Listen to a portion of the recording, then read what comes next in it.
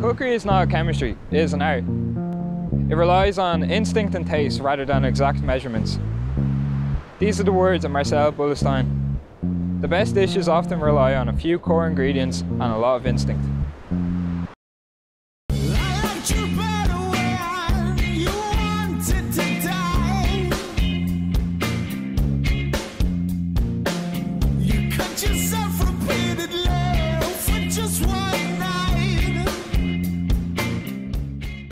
My name is Rudy Lee McCarthy.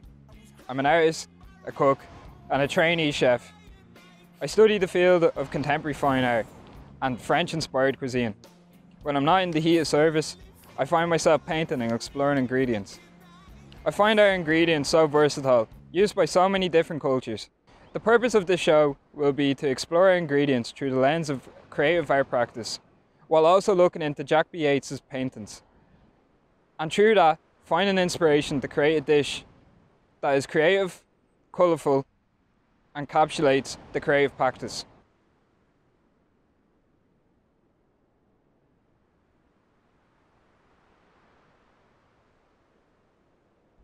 It was in 1910 when Jack B. Yeats and his wife, Mary Cotton White, moved out to where I'm standing right now, Greystones. In 1920, we begin to see work like An Island's Funeral, much more experimental and free-flowing work, although remaining figurative. By 1940s, his work really matured and became very experimental and fell under the branch of Expressionist, led by artists like Edvard Munch, Wally Kandinsky and Egon Schiele. The tomato finds purpose in this dish because of Yeats's painting Power Station. Painted in 1930, Yeats uses subtle red to depict the chimneys right behind me, which was once one chimney at the time, known as Pigeon House, with a long red structure, giving us an impression on what it is. Yeats's subtle use of red in this painting is a prime example of how he can allude to structures in an impressionistic way. I want to encapsulate this in my dish, to take inspiration from it, and to find different ways to use red where it doesn't overpower the main piece.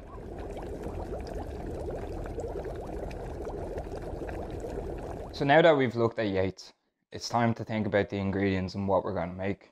Right in front of me, I have potatoes, tomatoes, lemon, garlic, some butter that's unsalted, some dried chives and tarragon, and some fresh parsley, with also a kilogram of hake. We're going to start off by making matchstick cuts and square cuts of the tomato, and then proceed to soak them in lemon. After that, we're going to make some wild parsley mash, and then we're going to fry the hake in some butter, tarragon and chives, with a little hint of garlic to bring out some more exciting flavours.